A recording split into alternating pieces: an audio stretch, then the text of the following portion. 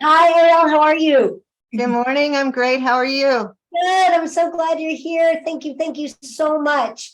So let me just tell you about Arielle Ford if you don't know of her already. And if you run in any kind of personal development circles, you've probably heard of Arielle. I had heard about her long before I met her. And let me just say, she is incredibly gracious and insightful and wise and loving, and so happy to know you. So Arielle is a celebrated love and relationship expert, and we all want to know about love and relationships. She's an author and speaker, and her mission is to help people find love, keep love, and most importantly, be loved. I love that. She's a gifted writer, an award-winning author of 11 nonfiction books, including The Soulmate Secret, Manifest the Love of Your Life with the Law of Attraction, and Turn Your Mate into Your Soulmate, which I love, and Wabi Sabi Love, which I love. I remember when you wrote that, The Ancient Art of Finding Perfect Love in an Imperfect Relation, in imperfect relationships, which I think is so important. She's also, in her history, worked in the publishing business and has been instrumental in having people like Deepak Chopra, Jack Canfield, people you've known and heard of for many, many years, be successful. So she's the wind beneath their wings. And she's just written, this is super exciting, her first fiction novel called The Love Thief. It's a roller coaster ride of love, betrayal, unexpected transformation, and juicy revenge, which I love. And this is a quote I just loved. The Love Thief is an emotional journey where you'll finish so completely satisfied, you'll want a hypothetical cigarette. I just thought that was so funny. So great. So, Arielle, first of all, love to hear about we've talked about this. This is the Badass Women's Leadership Summit. And by badass, we mean women that are courageous and live their truth and are the love, kind of bring the love in the world in ways that we need it sometimes. Tell us about your journey and how you ended up as a relationship and love expert. Well, that was not on my to-do list ever. I had a business for many years doing PR and marketing and working as a literary agent in the publishing world. And never once did I have a thought, hey, why don't I become a love expert? That didn't happen. What did happen was I was a first-time bride at 44. Congratulations. And my sister, the late Debbie Ford, had a cruise going on with 200 of her coaches. And she said to me, why don't you come up here and share with everybody how you manifested your husband? And I had never considered telling that story, but I thought, oh, what the hell? So I stood up for 45 minutes and I told this story of how I woke up one morning, realized I'd forgotten to get married, started thinking about why I was nearly 44 and not married. And I realized I had put all my time and energy and attention on building my business, which was super fun. And I never thought about a relationship except once a week. Every Saturday night, about 11 p.m., I'd be driving home from a screening or a party or a gala or something fun, realizing I had no one to talk to about it. And I'd say to myself, oh, this has got to stop. Starting Monday, I'm going to work on my love life. And then Monday would come and I'd have 100 phone calls to make. And it just never happened until this one morning where I said, okay, how did I build my business? Well, I built it using every manifestation technique I'd ever learned, prayers, processes, rituals, dancing naked under the moon. I did it and it worked. So I applied all of that. I actually made 9 pages of notes and then got very focused on manifesting the love of my life. And I did it. And at the time that I did it, I wasn't tracking everything because I never intended to tell anybody about it until that day I'm on stage at my sister's event and suddenly 200 people are coming at me going, I want that book. I need that book. How did you do it? I want to do it. I'm over 40. So I didn't want to write another book. I'd already written 7 books. I thought, I don't need another book. And I decided to create an internet product. And this was in about 2004. So internet products were, were new, but I had a friend who was, he said he'd do all the technical stuff. And I wrote this thing called the Soulmate Kit. And it was lots of cassettes, I don't think we were I using remember those. CDs I remember that. and a workbook. And we just started marketing it online. And I started building an email list and doing all that stuff. And then I was producing a PBS show for Deepak Chopra, and I was in San Francisco with him and his publishing team from HarperCollins. And they said to me, Arielle, what's new? What are you up to?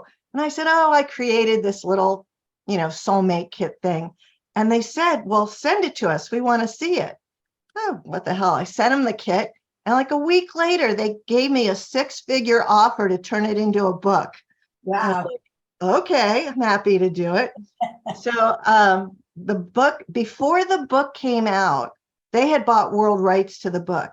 They started shopping the book in other countries. So before the book came out, it was already sold in 21 languages. Oh my gosh. It did what's called, it earned out. That meant all the money they gave me, they already earned back before publication. I didn't even know that was a possible thing.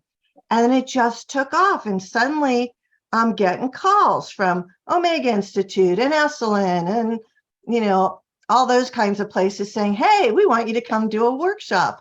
It's like, what are you kidding me? I'm the behind the scenes person. I don't lead workshops. And my sister was like, oh no, you're going to do this and I'm going to show you how to do it. We sat down and we designed this workshop, and suddenly I had to get over my fear of public speaking, because you can't lead a workshop if you're throwing up. Right. So that's what happened. It just sort of snowballed, and it was fun. That was the part that shocked me. It was actually fun being in a room full of strange single women that I didn't know. And all I had to do was tell them the truth. This is what I did. This is what worked for me. And then I shared it with 10 of my friends, and it worked for them. And if you want to, put your attention on this, it could probably work for you too. So that was the transition. It was unplanned. And I'm still sort of amazed, because I never dreamed in a million years that this was my sister's thing. She was the baby sister. She was the drama queen in the family.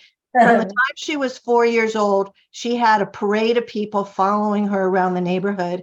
And I was the bookworm. I was the quiet one. I always had a book in my hand. So that's the short story. I love that. I love that. Okay. So you have ventured into fiction, and I know that it's doing super well. I can't wait to read it in my summer reading. But the tagline of the Love Thief is a hard word for me today, apparently. He broke her heart, crushed her dreams until karma intervened. So what's it about? What inspired you to write it? What's the Well, the second thing that was never on my list was to write a novel. Nonfiction, I know how to do blindfolded with my hands tied behind my back, but I actually never had the thought I should write a novel someday. But what happened was, it came to me like a movie in my head. It stalked me, and it wouldn't go away. Like, all these people moved in, all these characters, and they were constantly talking to me. And I didn't want to write it. I resisted like crazy. And then I took this class. Have you heard of masterclass.com? I was signed up for an annual membership. I got an email. They had a new course with Dan Brown, who is my favorite author. And it was called How to Write a Thriller with Dan Brown. And I thought, oh, won't this be fun? I get to see him in his living room and hear all his stories. So I signed up for the course. And the third episode was location as a character in the book, and how Florence was a character in the Da Vinci Code. Oh my God, that's so fascinating. And then the people in my head, the movie people, start saying, yes, this is why you need to go to India, because the book takes place in Rishikesh, India, and you need to go there and do research. Now, I've been to Rishikesh a couple times, but never looking for ways to describe how it smells and tastes and what you hear and what you see. And then I had a conversation with God. And I said, okay, God, I do not want to write this book. I don't want to write another book. Isn't 11 enough? And if I'm meant to write this book, then I need to manifest a business class ticket to India, which is about $7,000. Crazy. And so I said to myself, this is great. That's never going to happen. I'm off the hook. 48 hours later, I had the ticket in my hand. I had run into my former business partner and he just randomly said, how are you? What's new? And I said, oh, I'm trying to manifest a trip to India. And he said, when do you want to go? And I threw out some dates and he said, well, last time we were in India, we had a great time. I'll take you. Oh my God. Like, what? And it turned out that he couldn't go, but I went anyway. And that was the start of everything because the movie I was seeing in my head, I was tripping over it in Rishikesh.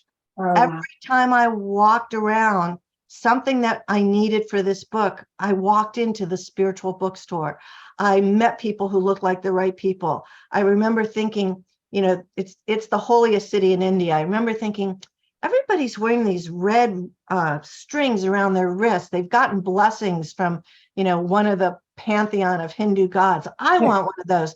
I turned around and there was a guy dressed as Hanuman, the monkey god, who said, Madam, would you like a blessing? And I was like, this can't be happening. Right. So what the book is about a 37-and-a-half-year-old woman who has spent her entire life hoping, dreaming, wishing for the white picket fence life, a great husband, 2 kids, a dog, you know, summers in Tahoe, like her entire life. And she's a relatively successful chef, kind of new on the scene. And she ends up meeting Prince Charming and he blows her away. It exceeds anything she ever imagined. And then soon after that, they get engaged and then he breaks her heart. He steals all her money. Her best friend betrays her and she almost dies in a car crash. So she gets the trifecta. Her life is essentially over. And she's not one of us. She's not a believer. In fact, she's a reaction to her baby boom new age mother who used to hang dream catchers over her crib. So she is not into any of this stuff. And her auntie gives her a $10,000 check. She said, this was going to be your wedding gift. Now it's a go reinvent your life check. Go to my cousin's cooking school in Rishikesh and learn how to make, you know, Indian comfort food. She doesn't know that Rishikesh is the yoga meditation capital of the world. She knows none of this, but she goes to India. And while there, magical, mystical, unexplainable healings begin to occur. She ends up meeting incredible people. I'm hearing something. Hang on. Can you mute everybody? Let me mute everybody. Let me just make sure I mute. Everybody muted? Okay, great. There, I think that'll. So her name's Holly, and Holly, after all this goes down, is experiencing extreme emotions all the time, from hate and rage and unbelievable anger to, you know, the bottom of depression and sadness and grief. And she's not used to this. She's your ordinary girl next door. She's never really experienced trauma in her life. And now she's just a basket case. And all she can think about is revenge. She wants to get this guy back. But she's not going to buy a gun. She's not going to do anything stupid. But she is having lots of revenge thoughts. And then something happens where she has the opportunity to have revenge in a way that's good for everybody but him. So I'm not gonna spoil the story, but karma intervenes in a very big way. And this monster, and pretty much everyone who's read the book, they tell me by the end of chapter 1, they hate Barry. He's the monster. They hate him. She ends up getting revenge and then magical stuff happens. So It's a really long book. It's 105,000 words. It's 350 pages. It's called The Love Thief. The Love Thief. And it was 4.5 years of writing and rewriting and editors and book doctors and my agent torturing me, who she said to me last week, I thanked her profusely for being so mean to me and making me make it a better book. And she just like, do you have any idea how resistant you are to feedback? I say, no, I don't like feedback. I want to be loved.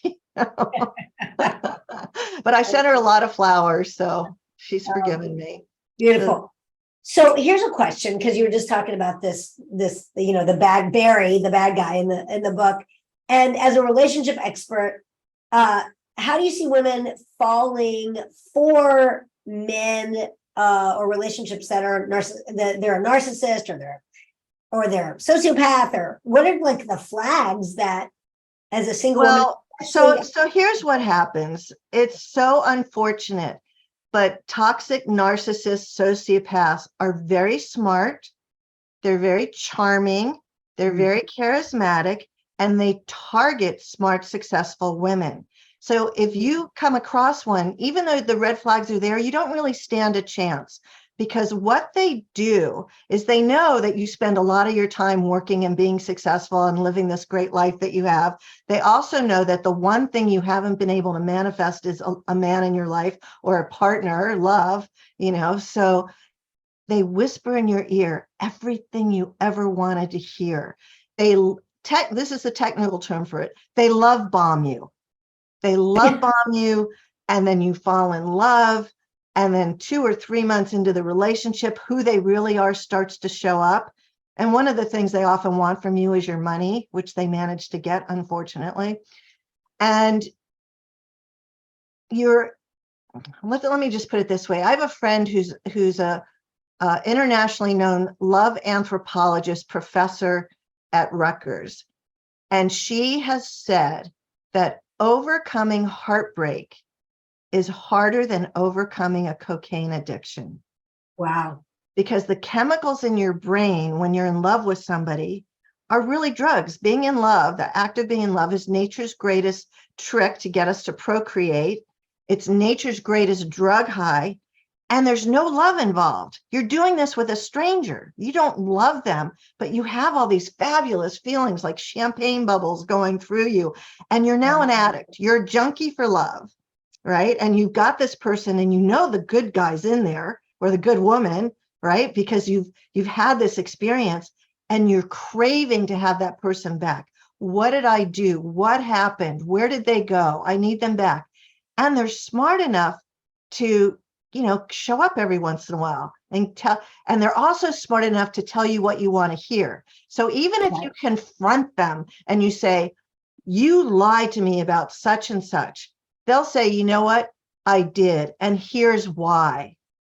Because when I'm with you, I'm a better person. And I was afraid of losing you. And I thought if you knew the truth about this, I would lose you. And then you're hooked again.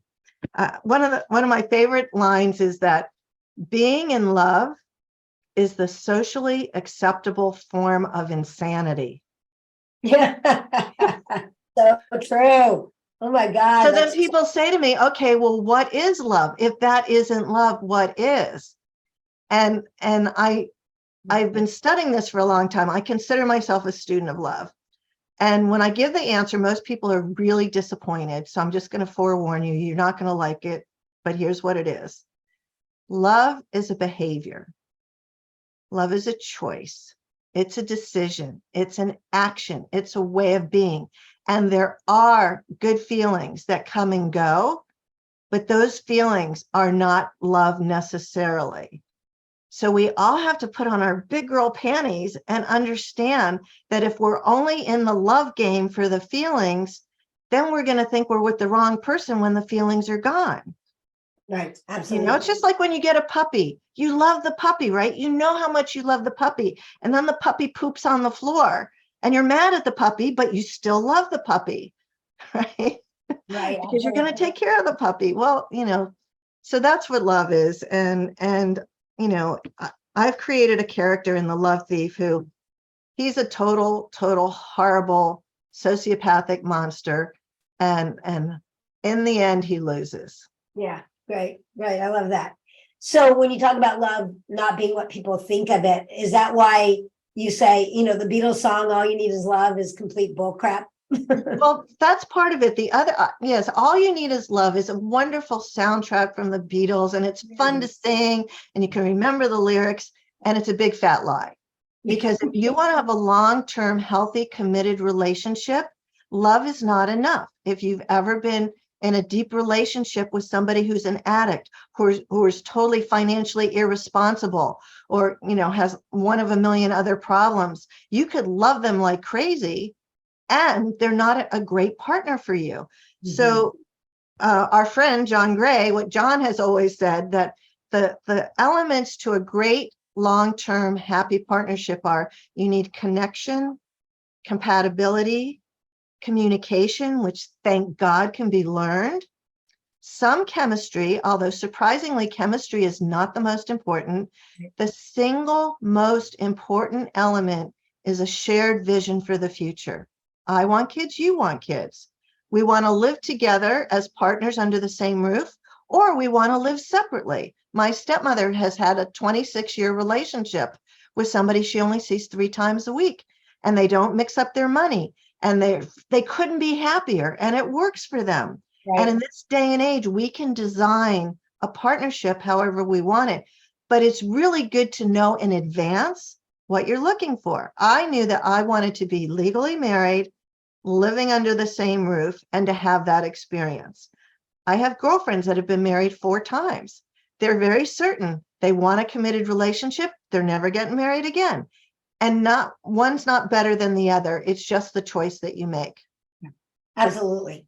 So if for the women that are in a relationship, married oftentimes for a long time, and obviously they've worked things out. If they've been married for 20 or 30 years, they've chosen day by day. But what are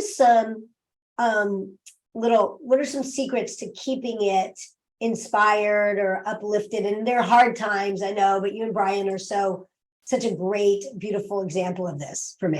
Okay, well, the best one that I found is not the easiest one to do, but it works.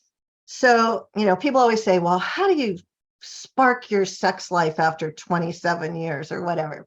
Here's how you do it. You have to choose an activity with your partner that scares you both to death. For instance, jumping out of an airplane, bungee jumping, roller coasters, level 5 whitewater river rafting, super scary movies, if those do it for you. You have to pick an activity that scares both of you. And then you go and do the activity together. You have this shared, we survived adrenaline rush, and you book a motel room for the way home. There's actually a psychological term for why this works. And I'm 70, my memory sucks. I don't remember the name of the term, but it exists.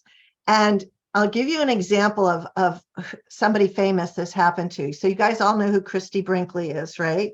Yep. Famous, beautiful model, was married to Billy Joel. They got divorced. She started dating this wealthy real estate developer in Los Angeles named Ricky Taubman. Uh-huh. They were both avid skiers. They had been dating for about 6 weeks, and they went to Aspen to go do helicopter skiing. Okay. The helicopter crashed. Oh my God. They both survived and got married 3 days later, and they were divorced 6 months later. Oh, wow. Because they had this rush, all the being in love feelings showed up and all of that. And they took it as a sign. God wants us to be together. We survived. So this act of getting the shared, we nearly almost died thing will make things sexy. Okay. Got it. All right. And so for the not partnered women here, what are just 2 or 3 sort of beginning things they can do to start to manifest that partner that they do want, besides kind of knowing what they want? Really, the thing that works the best is online dating. 40% of all marriages now start online. Online dating works, even though everybody I talked to said, oh, I tried it, it didn't work for me. Yes, you tried it and it didn't work for you for two reasons. One, you didn't know what you were doing, why you were doing it. You were throwing out so many potential partners because of, bad grammar, missed a comma, didn't have an advanced degree, whatever that is. And the other thing is, particularly spiritual women have a really hard time with relationship. I wish Colette was still with us. The reason is because they tend to be intuitive on a lot of levels. Mm-hmm. But when it comes to relationships and finding a partner, their intuition doesn't work ever. They think, oh, when I open the door and he or she is standing there, I will know. I will know in 20 seconds. And you won't know, particularly if you are mostly female, because men fall in love visually with their eyes. I've met men who've experienced love at first sight.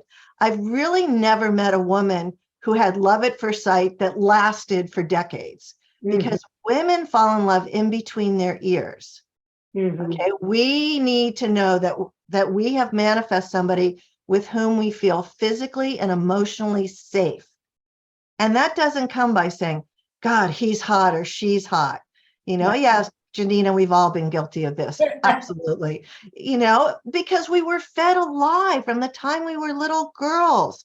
We were fed this whole Disney fairy tale thing, like prince will come and we'll live happily ever after. And trust me, I wrote Turn Your Mate into Your Soulmate because happily ever after is another big myth. You can have happily even after. But trust me, as much as you like and adore and are connected to this person, there's going to be days when you just hate them. You don't like them because humans are hard to live with. They're annoying. We want them to do things our way, and they don't. And that's one of my biggest teachers is Harville Hendrix. Yes. I'm a massive Harville Hendrix fan, and Oprah calls him the marriage whisperer. And I've interviewed him at least 6 times for various projects. And Harville says, the point of having a soulmate marriage is that you take sacred vows. And by taking sacred vows with another human, you then create a container in which you are both emotionally safe to have all your childhood wounds come up for healing. And as we know, healing is very painful and messy and ugly and terrible, and nobody wants to do it. So if you don't want to look at your core issues, and if you don't want to heal your wounds, then just have drive-bys, just have, do what we did in the summer of love. Just take Quaaludes and have sex and have fun, but do it safely, because in the summer of love, sex couldn't kill you. Today it can. So you need to be careful. Yeah, absolutely. Absolutely. So our summit with our women is lifting you into joyful abundance and harmony with you. How does being in a relationship and choosing love and being in acceptance of your partner, how does that support women in harmony, balance? Yes. In their life? So women in the year 2023, we do not need a partner. We don't. We absolutely don't. But why do you want one? Because it's the icing on the cake in a great life. Because I believe we were meant to be in twos. I don't believe we're meant to be in threes or large groups. I believe we're meant to be in twos. And we need somebody who's our best friend, our lover, our safe place to land, our biggest cheerleader, the person who's going to call 911 when you're too sick to do it yourself. We aren't meant to go through life alone. Now, given that doesn't mean you can't have those things through your friendships and your close relationships. Not everybody wants the aggravation of a partnership, and it can be highly aggravating. Not everybody wants the aggravation of children. I'm one of those. I knew from the time I was 5, I was never having kids, and it was a good thing I didn't, because 2 years ago, I was taking care of my mother and her dementia as she was dying. My husband was recovering from a stroke. And, before that, I spent years taking care of my sister. So it's a good thing I didn't have kids, because even though I didn't want to take care of anybody, I had signed up for a bunch of this. Right. Thank God everybody's either dead or healthy now. So I don't have to take care of anybody. But yeah, having a partner for me made me a saner, more grounded person. Because what happens is, and I want to say one other thing though, so many women in particular think, I will work on finding a partner when I lose 20 pounds, when I get a better job, when I'm finished with my therapist. They have a million excuses of how they need to improve and be better. And here's what I want to tell you. You can lose the 20 pounds, you're going to gain them back. Okay. That's all there is to it. You can go to therapy your whole life. You are going to die with your core wounds. You'll have better ways of managing them. They're never going away. So the benefit of having a soulmate life partner is that when you have this person in your life and you look into their eyes and you can see how much they love you, you begin to love yourself more. Because we all want the same thing. We want to be loved for all our flaws and imperfections and our quirkiness, because none of us is perfect. So my book, Wabi Sabi Love, was all about finding the beauty and perfection in imperfection. Yeah, that's beautiful. Good. Why do you think happiness is the wrong goal to have for people?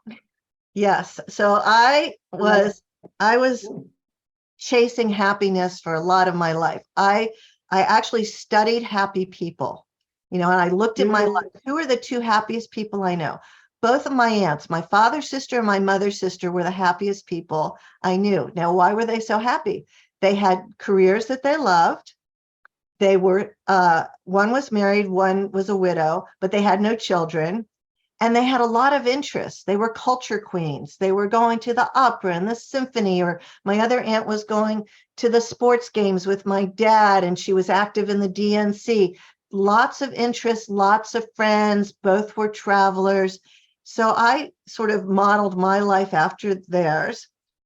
But then during the pandemic, when I couldn't be doing all the things I most love to do, and I was stuck at home, I couldn't even walk on the beach. They put up caution tape on our beach. It's like, how crazy is that? So I spent 2.5 years really rethinking all of my beliefs. And one of them I realized was that there's something better than happiness. And that's santosha. Santosha. It's a Sanskrit word that means utter contentment. Because I realized happiness is dependent on people, places, things, and experiences. Oh, I found the soulmate. I'm happy. Oh, the soulmate's disappointing. I'm not happy anymore. Oh, I got the car. Oh, I got a wreck. I don't have the car anymore. Now I'm not happy. So I began really consciously practicing being content with what is.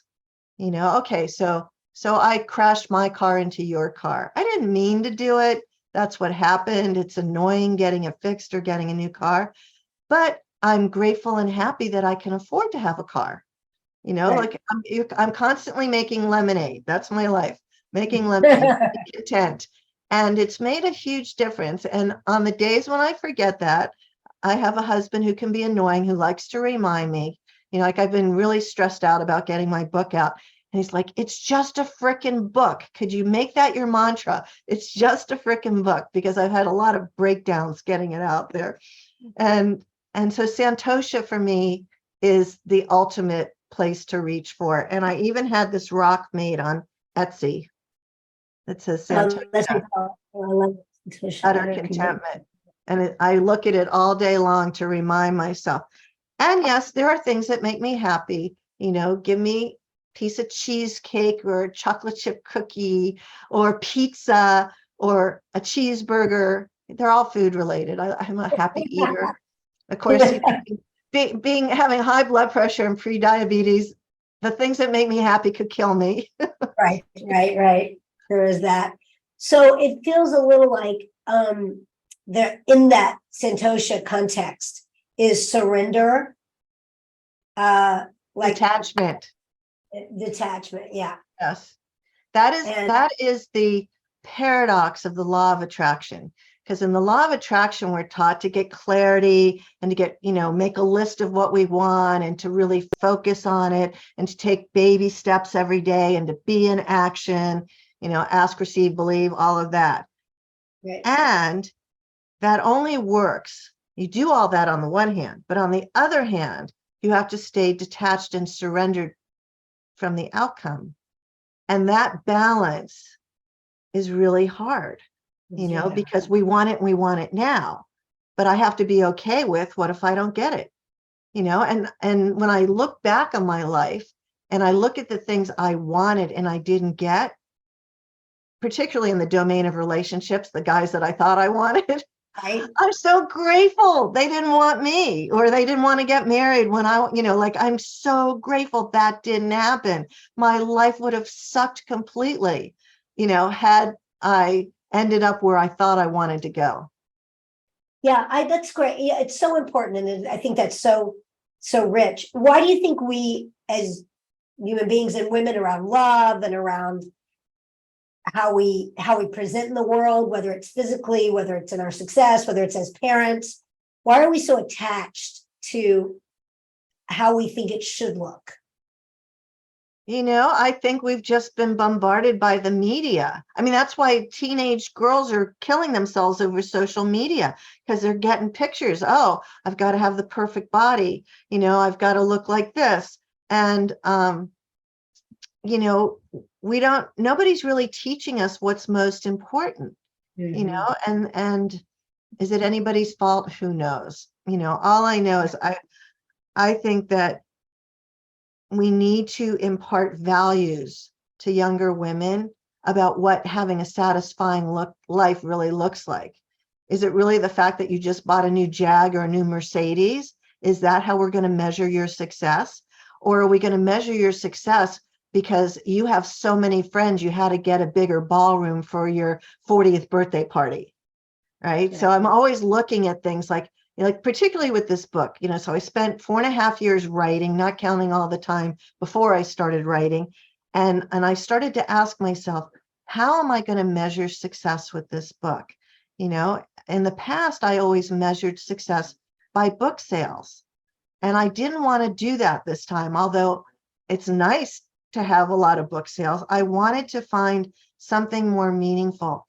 And it came to me in a very strange way. I had a couple of dozen early readers before the book went out, and almost all of them called me after they read the book, and they said to me in almost a whisper, you wrote this book for me. And that's when I realized how many women have been betrayed and have not had a safe place to express the depth of the grief and the fire of the rage, and to know that there's life after betrayal, because the book does come full circle.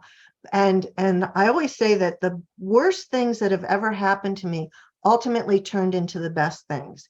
And if I could go back and redo my life, I wouldn't let go of the time that I was heartbroken on the verge of bankruptcy with Epstein-Barr and having the worst year of my life.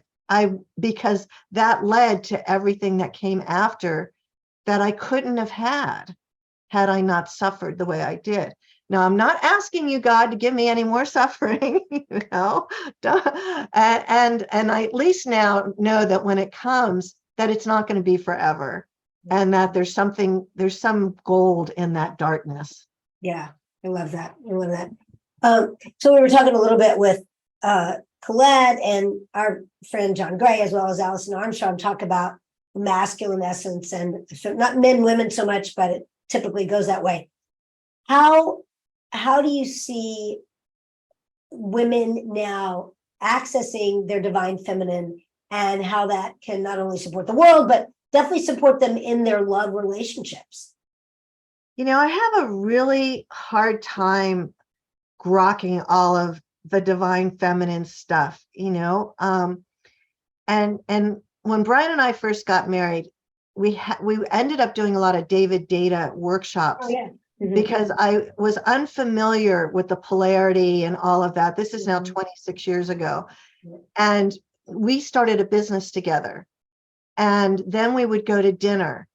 And at dinner, he'd say, okay, well, let's talk about the Gordon contract with Simon and Schuster. And it's like, but it's 8 o'clock at night. I don't want to talk business. And he's like, well, why not? It's fun. And I'm like, well, I don't really know why not. I just know that I talked business all day and I don't want to do that. So anyway, I began to learn that, that I was in my masculine head at work all day, which was fun.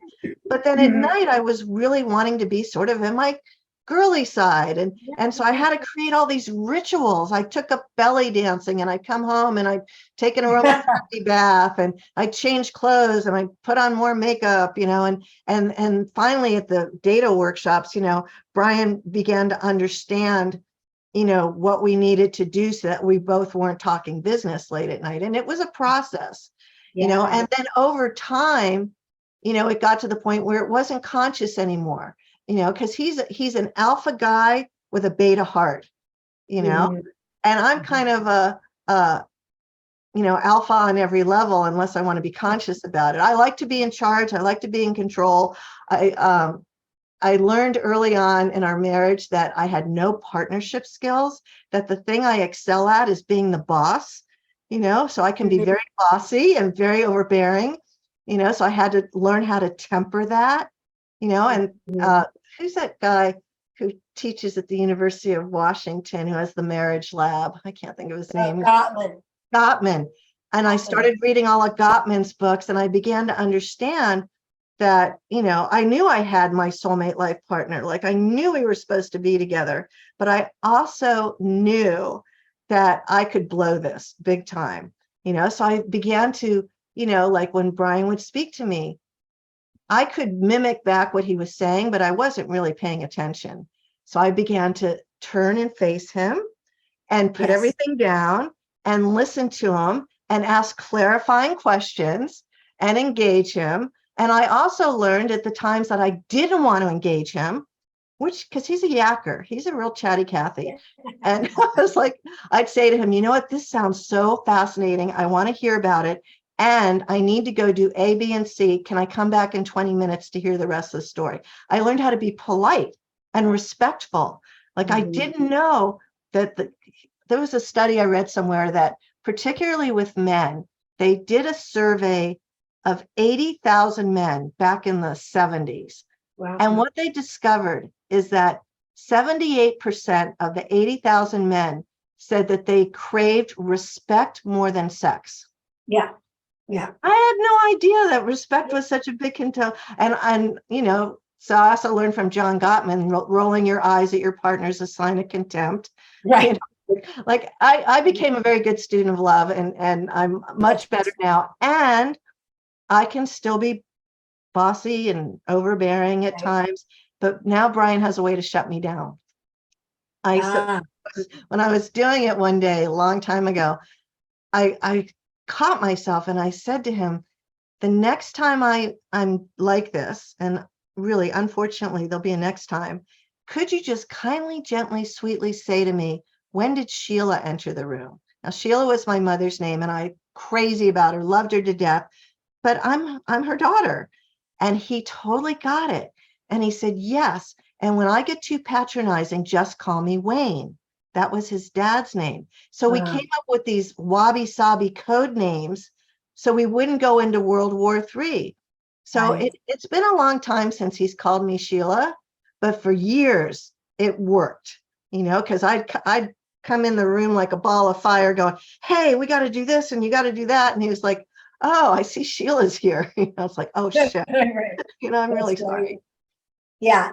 Yeah, that level of communication. Interestingly, Brene Brown just had the Gottmans on a podcast this last week. It was actually really good about turning in and not turning away. And really good stuff. Really good stuff. Yeah. So what is the message you want women to take out of your book, like to kind of live into from there? Oh, I think there's three of them. One is that the worst time of your life will ultimately give you the best gifts of your life. Mm-hmm. The other one is really understanding what love is instead of living in the, wishing, hoping, dreaming for the fairy tale. And then I guess the other one would really be is that there is magic to be had. Like I had lived for so long consciously manifesting stuff in my life. But then in retrospect, when I was doing this whole inquiry during the pandemic, I realized the best things that have happened in my life, I did not consciously will into being.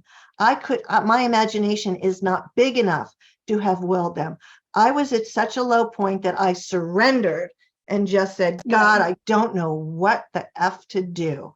Show me, and started following breadcrumbs. And that's what Holly had to do. She was at the bottom, and she surrendered and went to India because her auntie suggested it. And, it was either that or kill herself, and she wasn't quite there yet. So I would say all of that. And I would say the one most important message is there's no shortage of love in the world. There just isn't. Yeah. Yeah. So good. Yeah. What just struck me about what you said is, yes, have our intention, have our commitment to manifesting, and allow the magic.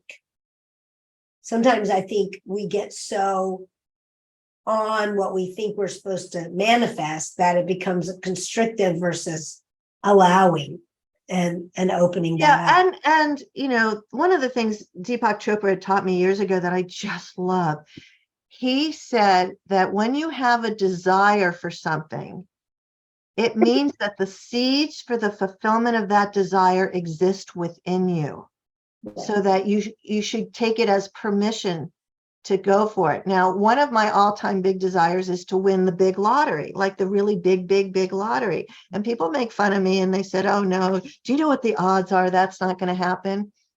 But I'm ready. I actually have a signed contract from Brian on a pie chart of how we're going to split up the money when we do get it. So there's nothing in the way of me getting this money, because I realized the one thing that was in the way was he's more generous than I am. I thought, oh, we're going to have $120 million. And I'm going to just say, you're giving your brother that much money, but blah, blah, blah, blah. It's not an issue. We've got the contract. The pie chart's right over there. I look at it all the time, and we'll see what a manifestor I am. My Vedic astrologer says it's not going to happen. It's not in my chart. We'll see. We'll see. Yeah, I remember reading that in Seven Spiritual Laws, which is one of my all-time favorite books in the world. Yeah. So you and I have lived through a lot of stuff in our life. And as you look forward, where do you see the role as women and our opportunity in family life, community life, anything? Yeah. What do you those see? are not things I think about ever. I never think about even tomorrow. I'm very much wherever my feet are, that's my point of consciousness, and I try not to think about the future too much, because even though I'm a sort of crazy optimist most of the time, given the state of the world right now, I'm not very optimistic. I would say I'm very disappointed in humanity right now. I kind of think we're circling the drain, and I'm hoping that this younger generation is going to, have extra DNA strands to call in the mothership and get extra help. But I don't think that way. So I don't know. I know that for me, I want to be here as long as I'm having fun and being useful. And then when that's not so, I want to take off, because at least half the people I've loved the most are on the other side, and I can't wait to see them again. And I'm not in a hurry to get there. Got it. Good. So first of all, how can people reach you? And I know you have a gift for everybody, and I think we need to put a graphic up for that. Is that accurate? Well, I'm easy to find. My website is my name, arielleford.com, 2 L's and an E, and Arielle. You can sign up there. If you go to arielleford.com/news, you can sign up for my newsletter. Every Tuesday, I send out tips on finding love, keeping love, and being love, and stuff that I'm up to. I'm on Instagram. It's arielleford44. So I'm pretty easy to find. If you like thief reads, get the Love Thief. Go to thelovethief.com and get the book. The book. Also, you're the co-founder of Evolving Wisdom, and you guys often have amazing courses for people. Well, I used to work with them and they're still my best friends. I'm not a co-founder, but I've been very involved for many years, and they do offer amazing courses and incredible stuff. And I have a course with them called the Love Codes, which is a 12-week online course. Great. Oh, Great. Thanks Awesome. for putting up the URL for the book. Yeah, absolutely. Now, do you have a gift for them? Was there something they're going to get? If you're single and you don't want to be single, go to my website. There's a pop-up for a free online dating guide. And it totally works. So that's the gift. Gotcha. Oh, that's great. I'm sure that will be very helpful for lots of people. What else would you, if anything, want to share with everybody around I would like to share my favorite quote, and it's by Sam Keen. And he says, "We come to love not to find a perfect person, but to learn to love an imperfect person perfectly." I love that. That's beautiful. That's really beautiful. Yeah. I don't, having been married and I know you don't have kids, but kids, I feel the same way. I get to choose to love these little beings now that they're teenagers every day, no matter how they're behaving. So it's great work. It's really great. Well, here's a trick when somebody's behaving badly and you're going to kill yourself. I'm sure all of you have seen the TV show Law and Order, right? So Law and Order always has a prosecutor, a defense attorney, a judge, and a jury. So I want you to imagine that, partner, crazy child, whatever, you're the defense attorney for this person. And you have to go in front of the judge and the jury, and you have to make the case for why they're behaving the way they are. And if you do that, chances are you will be able to get to forgiveness a whole lot faster than, tying them up. No, that's great. Yeah. Because sometimes I really have to take a breath before I get myself there.